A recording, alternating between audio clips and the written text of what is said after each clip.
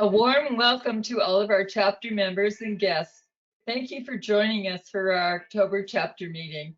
I'm Catherine Spear, your chapter president, and on behalf of the chapter, we're very pleased to welcome Zoot Velasco, our speaker today, presenting a bold new study from the Gianneschi Center, as well as welcome our excellent sponsor, Mark DeBellis of West America Communication. I'll turn the gavel over to our chapter vice president and my partner today, Michelle Vignardi, to give our speaker introduction. Michelle? Thank you, Catherine. So I'm really pleased to introduce Zoot today. Thriving through a recession. Starting in 2008, many nonprofits were struggling to keep up and survive the economic downturn. But a couple of nonprofits not only survived, they thrived despite the decline in giving and cutbacks within the public and private sector. What can we learn from those individuals? Zoot Velasco, former CEO of the Mihaylo Cultural Center, will share how he grew his organization 400% and raised $1 million endowment during the recession. He now studies how others do the same as the director of the Gianneschi Center for Nonprofits at Cal State Fullerton. Besides directing at the Gianneschi Center at Cal State Fullerton's Mihaylo College, Zoot is also a lecturer in business management, advanced social work, and organizations there. He also is the grant specialist for Mihaylo College. He lectures at Cal Poly, Pomona, with certified courses in nonprofit management, corporate and government leadership of design. And his books is textbooks, The First 100 Days, Leading Small Profits Out of the Wilderness. And he is the author of 2 books, a podcast, an event producer, consultant, and coach. Zoot holds a BA in dance from St. Mary's College in California, an MBA in nonprofit management from Hope International University, and professional designations in arts, education, fundraising. He's raised over $30 million for his organizations to date, and also leadership, management, and conflict resolution. I'm sure we're in for a very interesting presentation today, and I'm going to turn it over to you, Zoot. Thank you, Michelle. I appreciate that. And thank you for having me, AFP. My old stomping grounds. When I was at the Muck, I was a member. I was here often. I'm a former CFRE, so I'm glad to be back. And I'm going to give you a little presentation about the research that we did over the summer, which was a project I was very excited about. And it's kind of what we can take from the last recession and apply it to the coming recession, because anyone who doesn't think we're in for a recession is fooling themselves after the economy we've had. So for those of you who don't know me personally, I had a 12-year career as a breakdancer, as all academics do, I'm sure. And then 23 years running organizations, arts organizations. I started running a prison arts program. I ran arts programs for the city of LA, city of Long Beach, some countywide programs in juvenile halls, and ended up at the Muckenthaler Cultural Center, where I paroled to from all my prison work, and spent 9 years running that program. I started 6 months before the recession hit with a 20% deficit. And during the recession, while most arts organizations were losing 20% or more a year, we actually grew by 400%, as it was said, and tripled our endowment. And a lot of people want to know how we did that. I started speaking about it. I ended up writing a book about it. And that book led me to a career in academia where it led me to an MBA program and then eventually starting programs at Cal State Long Beach, Cal Poly Pomona, and eventually taking over the Gianneschi Center. So the first thing I did when, sorry, somebody's not muted. There we go. Okay. The first thing I did when I got to the Gianneschi and realized that I had the opportunity to do some research is I wanted to see if the things that I did at the Muckenthaler during the recession that helped us grow, if that was common across the board. So I did a study of all the organizations who grew during the recession to see what we had in common. And it was a pretty comprehensive study because you can go to the next slide there. Not only did I study organizations in Orange County, but also the Inland Empire. So the information I'm going to present right now, as it says here, is only about small organizations growing, not about large organizations. So I just want to make that clear because I know a lot of you work with very large organizations, and this is really about how organizations grow from small to large. Okay.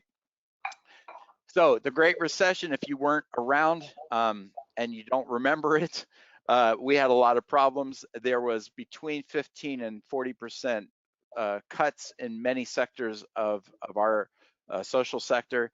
And you can see there was a huge loss in revenue. So that was kind of the backdrop for the study that I did.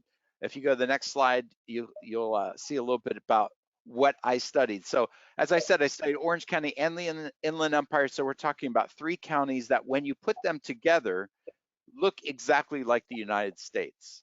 As if you take the Inland Empire and Orange County together, they look very much in demographics, in income, in red state, blue state, Republican, Democrat, urban, rural, very much like the United States. The only difference between these 3 counties as a group and the United States as a whole is that we have a slightly higher Asian population. Other than that, we're almost identical. So I wanted to study this as a microcosm for the US. And of course, across the US, 2/3 of organizations are under $50,000 a year budget, which means they do not have to file 990. And only 1/3 of organizations are over that 50,000.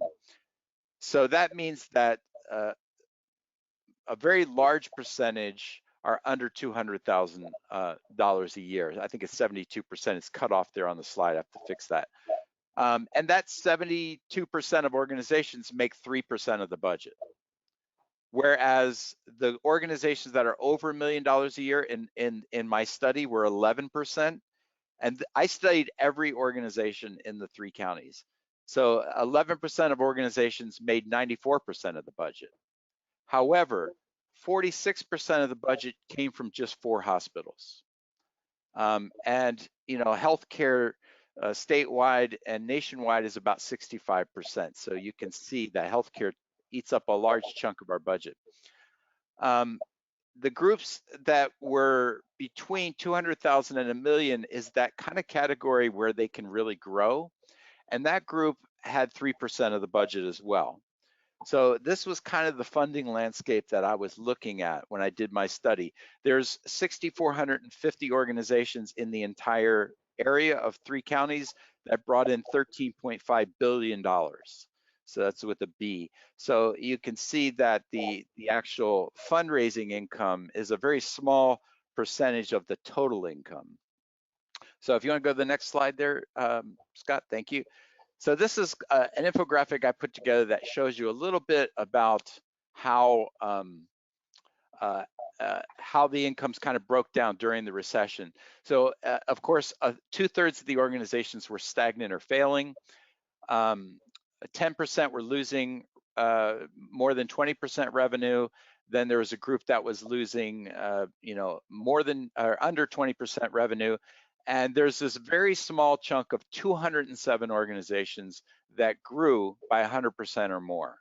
And those are the organizations I looked at. So if you go to the next slide, of that 209%, of the 209 organizations, only 29 of them were organizations that grew from small to large and were able to keep that growth going after the recession. Now, when I looked at the 209 organizations, they didn't have anything in common with the recession. In other words, they weren't there specifically for recession-oriented missions. They didn't have the same mission. We had everything from animal shelters, youth sports, after-school programs, housing. It was all over the map in terms of what they were, and 1/3 of them were faith-based. Next slide, please.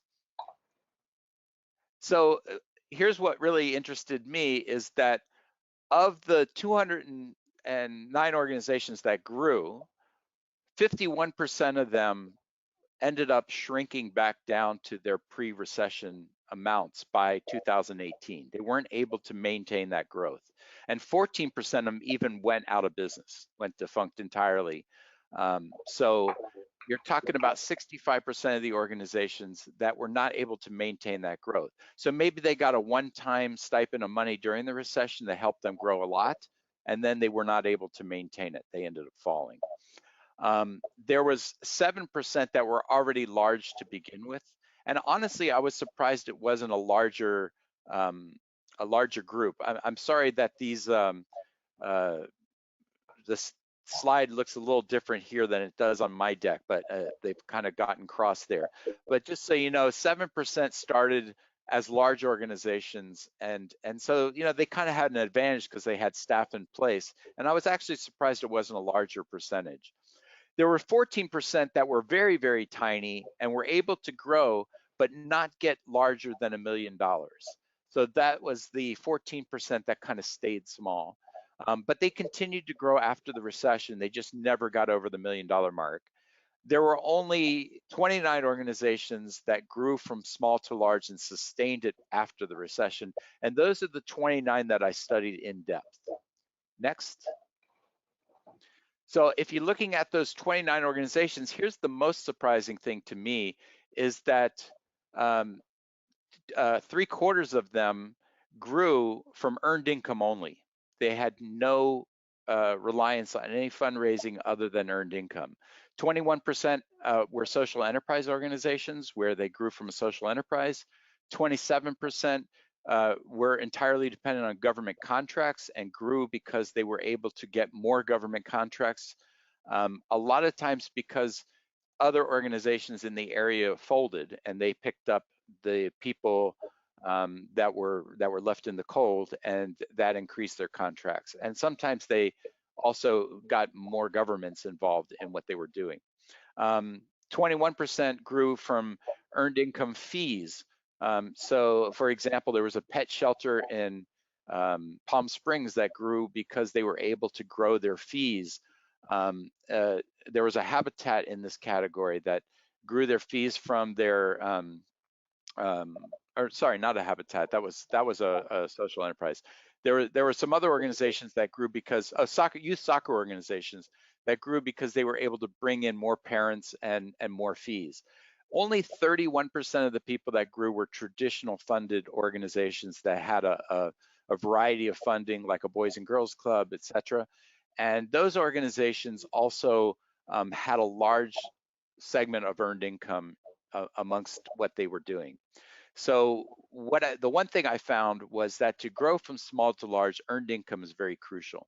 Next. So just to kind of bring this point home, the Urban Institute reported in 2014 that if you take that 50% and that 23%, which is the fees from goods and services from the government, meaning government contracts, you're talking about 73% nationally of income is earned income. And the funny thing about this is the reason that this statistics from 2014 is because after that they took earned income out of their statistics altogether and changed it from revenue to charitable giving. And so you can't get the earned income statistics from the federal government anymore. You can only get it from the state. But in state statistics, it's still pretty much like this: between 65–70% of income is earned income. Okay, next slide. So we're going to take a break here in a second. Before we do, when we come back, I'm going to tell you a little bit of what we found from the data, what all these organizations had in common, the 29 who grew from small to large, what they all did that was in common. And we'll talk about how fundraisers and CFREs can help with earned income streams and some other things that you might be interested in finding out about. Okay, well, as every month, we really do appreciate our sponsors. I mean, we couldn't keep it together without you, and it's deeply, deeply appreciated. So today, I would like to turn this over to Mark DeBellis, President of the Financial Services Team and Vice President of Marketing and Business Development for West America Communications. And thank you, Mark. And now it's time for you to share what you do. Well, good afternoon, everybody, and thanks for the opportunity to be with you. We're going to say hi, and then we're going to go off camera. I'm Mark, and this is Madison. We're going to tag team our presentation here. We are very excited to be part of your meeting today and to be a sponsor. We're a unique company, and we've been engineered in a way that we believe will deliver a host of benefits to our customers. So things like results, quality, value, convenience, and speedy turnaround are often heard when describing our company's services. So I'd like to share this short video with you. It really does a great job of capturing all that in a very short manner here. So let me, here we go.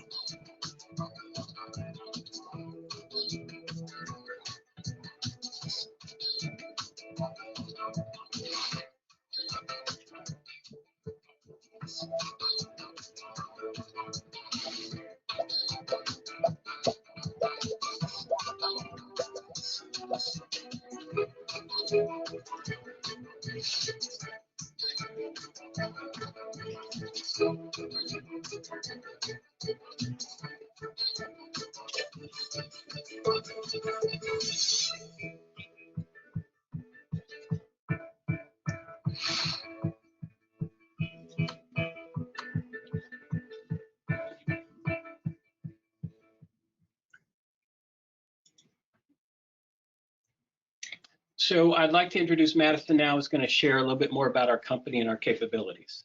Perfect. All right. Thank you, Mark, for the introduction. So my name is Madison Dendy, and I'm an account manager at West America Communications. We are an Orange County original, as we've been serving the community since 1977. And today we have over 100 employees in our 2 locations. We're very proud of the unique business model we have created to provide you a comprehensive, affordable end-to-end solution. Our desire is to give our clients the resources to compete more effectively in a world that rewards speed to market, value, and high quality. So we feel we're unique as a service provider because we participate directly in the nonprofit and not-for-profit world. Today, we serve over 100 not-for-profit financial cooperatives with marketing services throughout the country. These credit unions look to us for marketing communication, promotional support, branding, and direct mail campaigns. We believe we may be one of the only service providers that conducts their own signature event in the nonprofit area. So we like to say that West America understands your world, and I'd like to share a little bit more about our own nonprofit that we serve. So if you're a mountain biker or mountain rider, you may have actually heard about Ride for Rwanda. It's actually now called the Good Dirt Ride, and what it is, it's a bike race ride between 10 to 75 miles, which supports donating heavy-duty bikes to impoverished coffee farmers in Rwanda to help them be more productive and earn more income for their families. Today, we're actually, these bikes are actually being sent to children in remote villages in Eritrea, South Africa, and Rwanda, so they're able to get schoolhouses to gain an education. So our CEO, Doug Grant, has been involved with this nonprofit from the beginning, as his love for biking, coffee, and helping others coincided. And Orange County's community, as you all know, is strong and giving, and we are so thankful for that, as we have generated approximately $1.2 million in support of this cause during its history.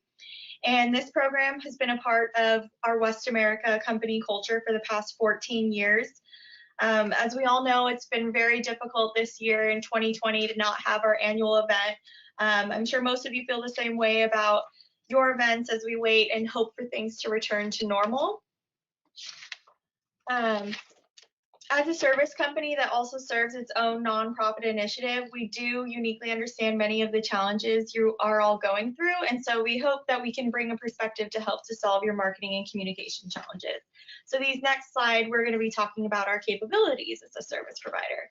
So we actually have 2 facilities, one in Lake Forest and the other in Irvine. Our main location is in Lake Forest and has our main printing, production, mail design, mail house design services, finishing, and shipping. Our second location is actually going to be in Irvine, and it houses our wide format display graphics operation. And there we produce materials such as event track graphics, trade show booths, banners, vehicle wraps, wall decals, I apologize, and so much more. So within both of our locations, we have a multitude of capabilities that we know can support your mission. And I'd just like to take it over to Mark to talk about some of the types of solutions we can support. Thank you, Madison. We maintain a fully staffed creative team, and we can take as much control as you want over the project. So many of our clients have in-house creative support. So if you have an in-house art department, we may just walk alongside of you and assist you where needed. In other cases, we can take the project from beginning to end. So we pride ourselves in our flexibility.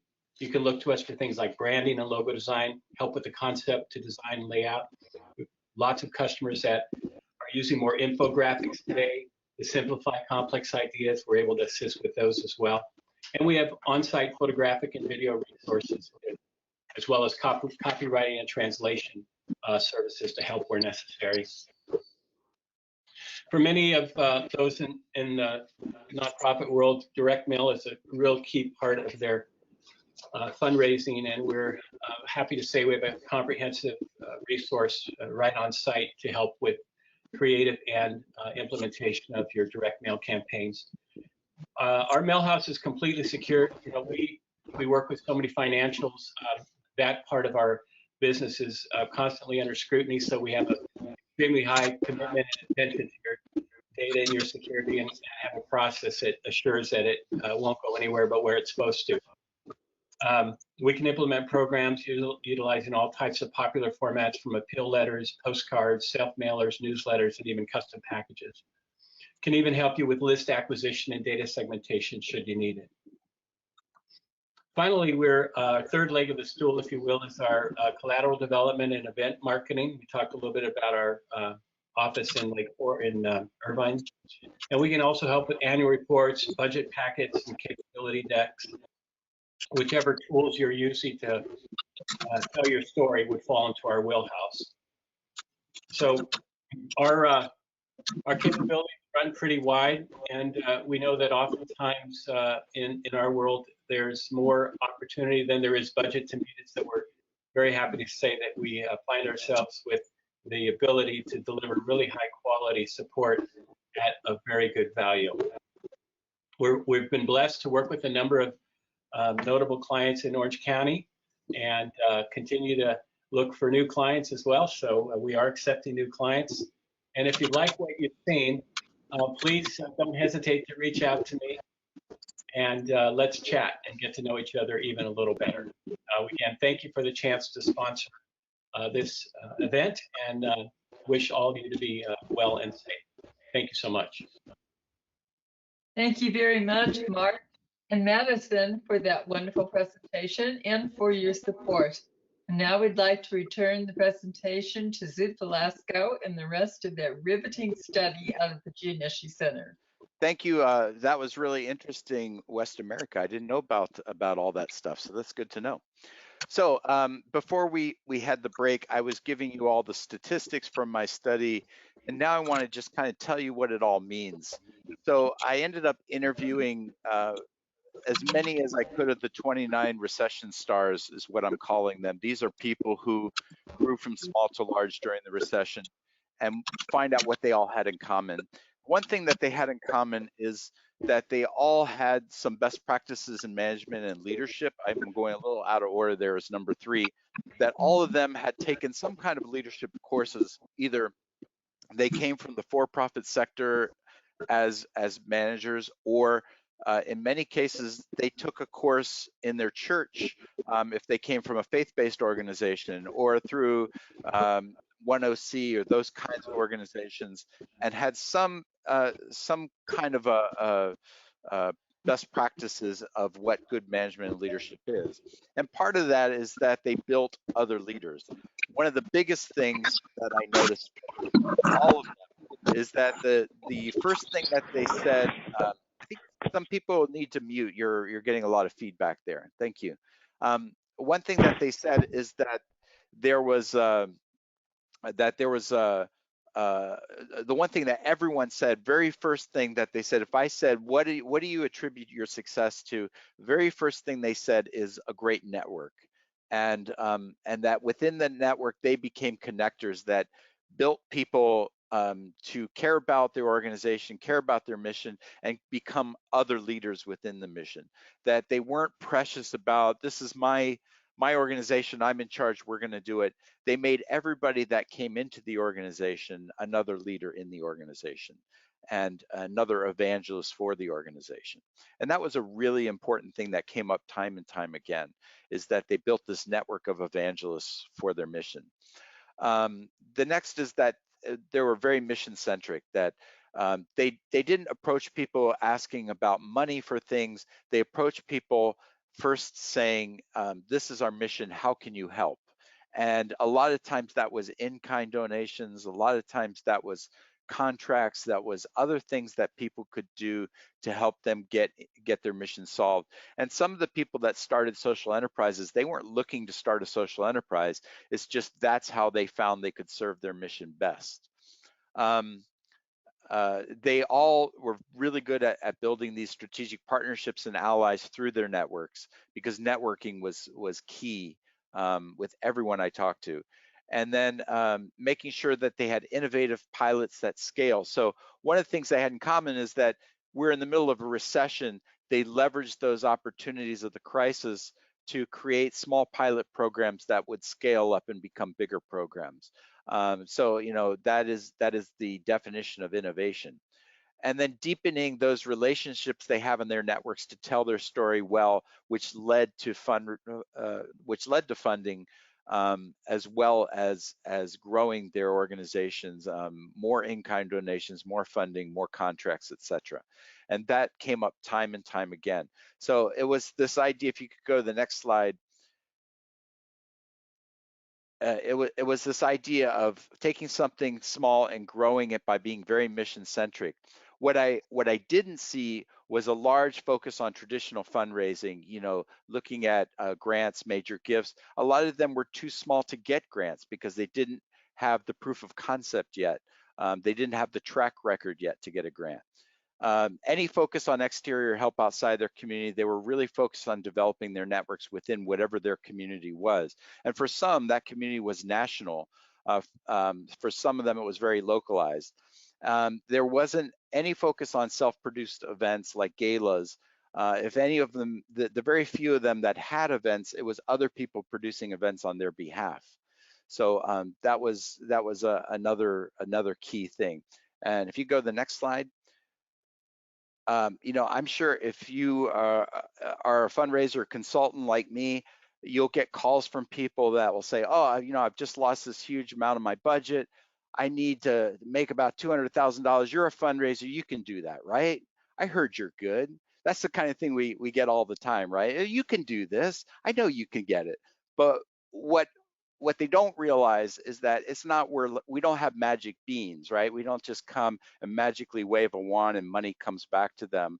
I think they think that sometimes when they hire us, but if you go to the next slide, what I find out a lot of times when I get these calls is what I call the pyramid of doom, where you have like a founder who's been kind of floundering through an organization that's very small, and they see a need, and then they're out looking for funding, and if they get the funding, they're going to do that need.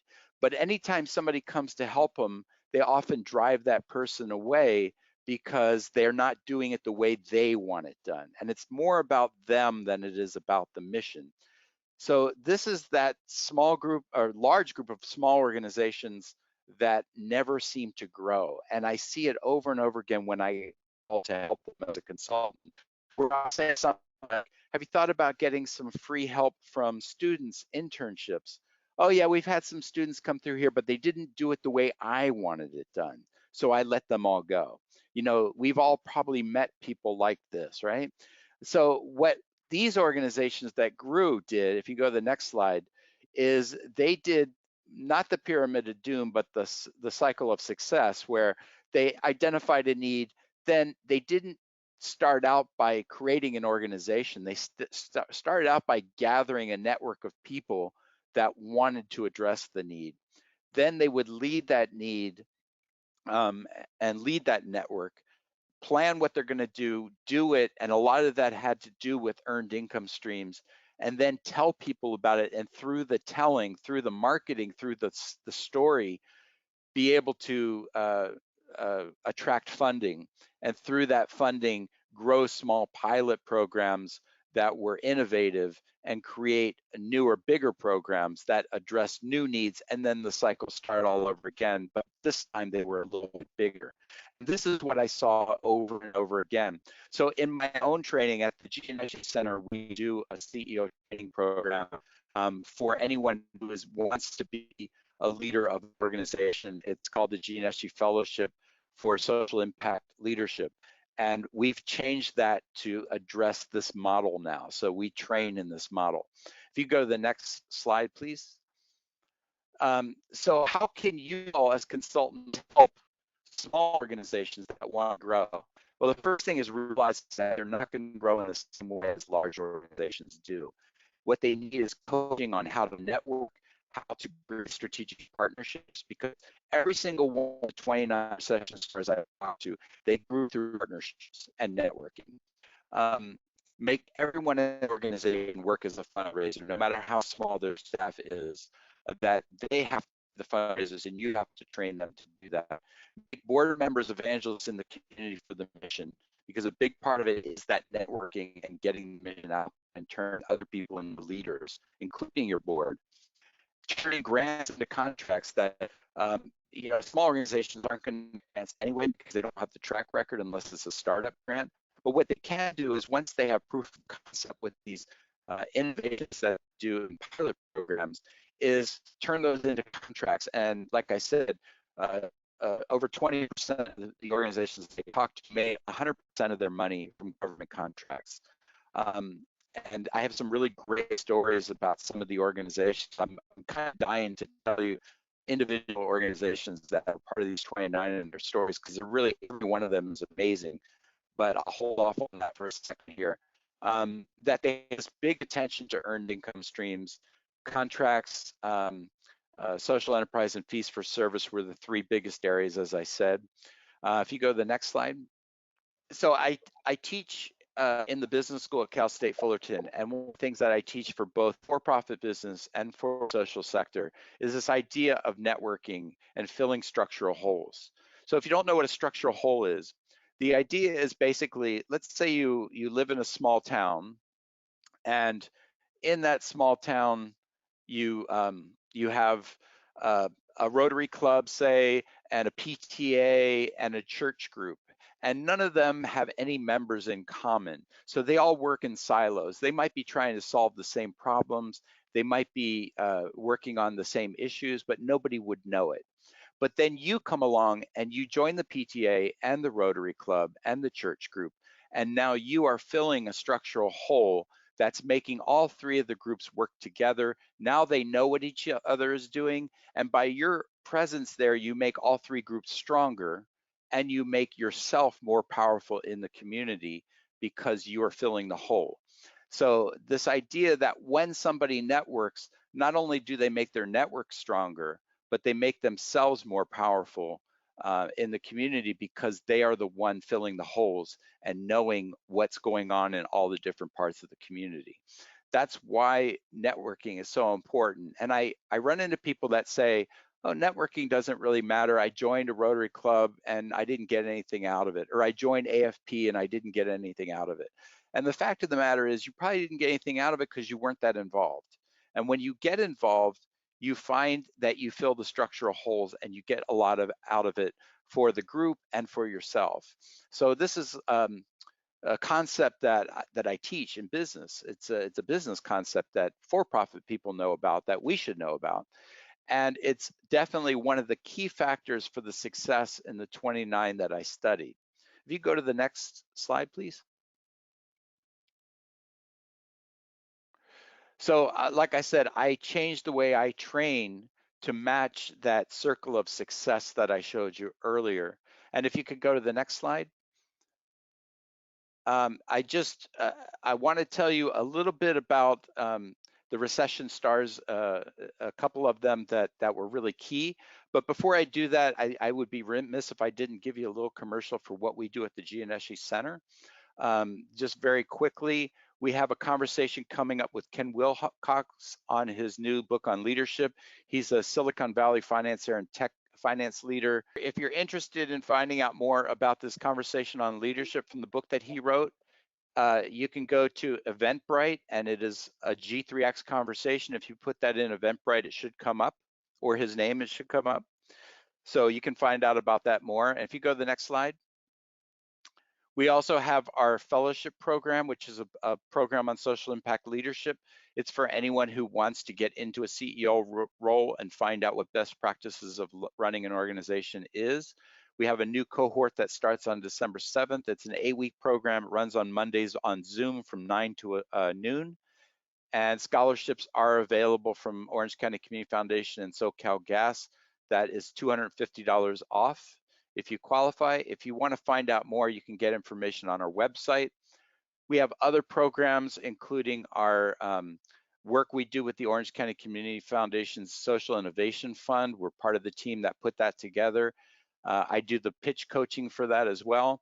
We have our podcast that we do, the 501c3 BS podcast. Our 5th season's coming up, but you can listen to all of the last season's podcasts. And we have our research project, which if you want to find out more about what I've spoke about today, it's on our website. I think Scott will send out a link to it. And we have a new book that I just got a book deal on this research that will be coming out in the spring called Small to Large from Kendall Hunt Publishing. So that's a little bit more about our programs. Just very quickly, some of the recession stars I studied, one of them was a group called Solidarity. It's a faith-based organization in South Fullerton that works with young people that were in need of jobs. They put together a social enterprise program, but really they just started out by putting together a network in the neighborhood. They found out that the summer camp programs were going to be canceled because of the recession. Those are programs that were put on by the parks. And so they got together a network to create a free summer camp. And they didn't charge anyone for it. It was all done by hook and by crook without any funding. But when they put that team together, that team ended up helping them put together a social enterprise business in t-shirts called Solid Tees, and eventually a coffee house called Solid Coffee. And they ended up being so successful with that, they had a $600,000 a year budget just coming out of the t-shirt shop, and they ended up selling that shop to the kids who run it, and now it's a for-profit business owned by the teenagers who are now in their 20s who started out running that business. Another great example is Cure de Shane. Cure de Shane is an organization who was founded by Debbie Miller when her son came down with this very rare form of muscular dystrophy called Duchenne's disease that debilitates 1 out of, I think it's 30,000 boys. And by the time they're teenagers, they're completely disabled and they have very short lifespan. She put together a network of all the parents across the nation who suffer from this disease. They put together a fundraiser, started research, and ended up becoming a venture capitalist in research for this disease. Now they have a $5 million budget every year because they're actually investing in the research that they're funding. They're not just giving grants, but they're coming in as a venture investment. And so she's been able to leverage that into quite a large amount of money for what is a very rare disease and hard to for people to know about. So those are just 2 examples of some of the people who grew during this recession, the 29 recession stars. And with that, I'm open to any questions you may have. Okay, well, please put your questions in the chat, and you really just answered the first questions about some examples, although if there's others that you'd like to share, I think there's some interest in knowing those examples. But I think the follow-up question was, are there some common features that make these successful and appealing? So one of the key things that everyone said when I talked to them, before they said anything else, they said it was about their network, because every one of them basically were so mission focused that they developed this deep network. And this is an interesting thing, I think, for fundraisers to hear, because they weren't focused on fundraising. They were focused on their network, that they put together a network that would eventually help them with fundraising. So, rather than starting with the idea of we got to fund this mission, they started with the idea, who will help me with this mission? And then the people helping them eventually would come up with ideas for funding. And a lot of that funding came after their initial projects that were unfunded. Another great example of one of the people that I studied was a guy from originally from the Philippines, lived in Riverside. He was a professor in the Philippines, and he became a dean of psychology in the Philippines, of a school, and his wife got cancer, and they had studied in America, and he had dual citizenship, and him and his wife came back to America to get her some help with her cancer. And while she was going through cancer treatment, he got a job as a social worker. And he eventually worked his way up very quickly, because he had been this dean of a graduate school. He worked his way up to being the manager of the social workers at this agency. And he didn't think the agency did a very good job for their clients. He felt like there was a lot to be to be done still, and he thought that was across the sector in Riverside. And so he ended up taking some money that he made from the sale of a property while his wife was in her last throes of cancer, and he started his own nonprofit with his own money to start a counseling service. And his wife passed away at that point, and it was her wish kind of for him to really do this. So he started this counseling service, and the counseling service is called Creative Solutions in Riverside, by the way. And they ended up doing a lot more services for their clients than other services in the area. And so he got more clients that came over from other services. And as the recession hit, those other services went under, and he ended up with much larger contracts, because the way counseling services work is people come to you, and then the government pays you for each person you have. So the more people he got, the bigger his contracts got. And then he ended up with contracts in Orange County, San Bernardino, Ventura County. He ended up with 6 counties and expanding his business. And now he's, I think, $4 or $5 million a year. But he started with $450,000 from the sale of a property that he had. So that was another example of doing it through contracts. There was also a school called Del Sol School in Orange County that started out, it was her thesis, her master's thesis, to figure out a way to help people who were disabled get real education, not just be kind of sheltered. And she started a school for it with one school district school, and ended up doing the entire school district. Now she's in 5 school districts, because they just have a better product than anyone else. And so other school districts came to her for help, and all of her money is through government contracts for each student that they have. And now they're doing very, very well, another $4 or $5 million a year organization. So that's just some examples of how people have done it through contracts. But I think the key to learn is that really, to grow from small to large, you got to be very mission focused. Everyone has to be an evangelist and thinking about how they can develop their network, and then their network develops the funding. Zoot, this is Catherine. I have another question for you. We all have heard the term networking. We all think we know what it means. So when we talk about effective networking, can you get a little more granular with that answer? Yeah, so that kind of goes back to what I was saying about the structural holes. The people who were in the 29 that I studied, many of them were either presidents of other people's boards, they were on commissions with the city, they were very involved in networks across their community. And in some cases, like Cure de Shane, her community was the entire nation, because she's dealing with a very, very rare disease and people across the nation. And she was able to get parents who were titans of industry to be part of her organization and her network and her board, and do fundraisers for her across the country. and using that then to develop the venture capitalist model for her disease.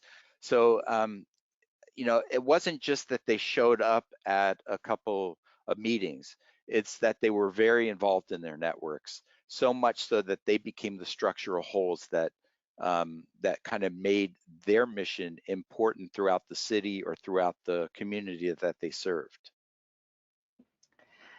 And when you were doing your research, did you find that there were some commonalities when nonprofits kind of took on more traditional fundraising and failed? And if there were commonalities, what were they? Well, I did find out that the majority of the people who got a big angel funder during the recession, that they didn't last. It didn't survive. So you know, a lot of times we get that question from funders: how are you going to sustain this after the grant? Only those organizations that really had a developed network survived. So I think the problem with thinking about fundraising from small organizations in the way that we do for large organizations is that large organizations have a developed network. Small organizations do not. So if you give them an offshoot of funding and they have no network, the funding's not going to last because they haven't developed the infrastructure to really develop that into more funding. The networking is the key that made the small organizations grow, because any little inflection of cash that they got into the organization was compounded by their network. So it was matched by others. You know, great example is Solidarity. When they started this t-shirt business, they had just some guy in the neighborhood who ran a print shop, and he said, hey, I have this old screen printing material. At one time I was going to start a screen printing business and it didn't work out, but I'll teach you guys how to do it. If you want to run it, you can even use space in the back of my shop and you can run it from there and you can do it.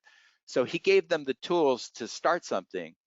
But then what happened is they were able to leverage that with their network into workforce investment grants, into grants from faith-based organizations in their network. And now they're one of the key, they have an AmeriCorps grant. Now they're one of the key people in Fullerton that does workforce investment under many, many grants, because they were able to leverage this t-shirt business that was all in-kind donation. And that was because they had that network set up from the project they did earlier when they set up the summer camp. So what I tell small organizations is, if you focus on the network, if you focus on the funding, you might do well initially, but it's not going to last. But if you focus on the network, whatever funding you get will be leveraged. So you got to have that infrastructure there that large organizations have, and they don't think about that. They're just not thinking about it. I don't think most of us think about it. I don't think I thought about it as much until I did the study. This has been such an interesting study, Zoot. I have another question for you here. Sure. Given our uncertain times, because we're talking about a post-recession model, given our uncertain times, what do you feel is the role of earned income going forward? That's a great question, because obviously with COVID, many organizations, like arts organizations, are going to have a harder time doing their traditional earned income that they did from, let's say, ticket sales than they did in the past. However, and I think the word of the year for 2020 is pivot, right?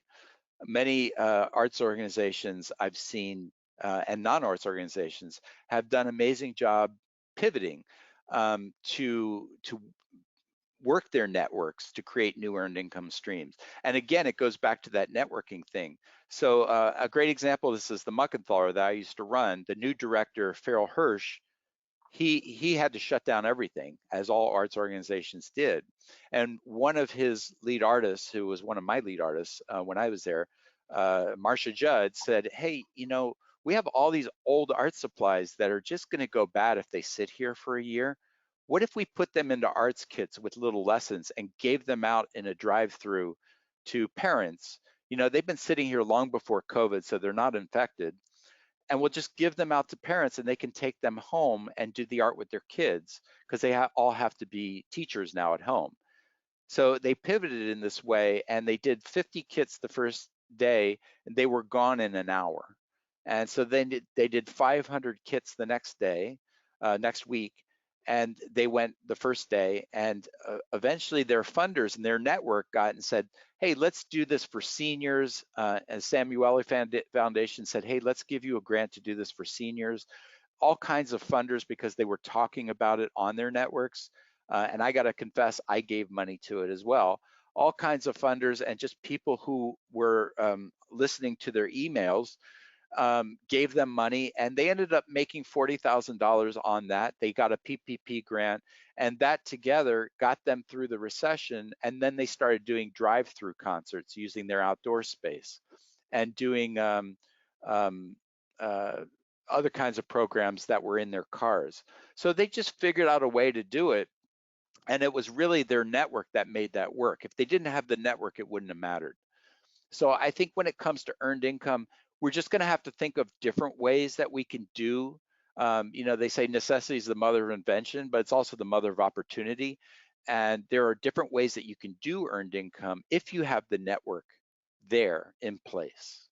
And that's the key thing. Word of the day for fundraisers is help smaller organizations develop their network in the way large organizations have a network.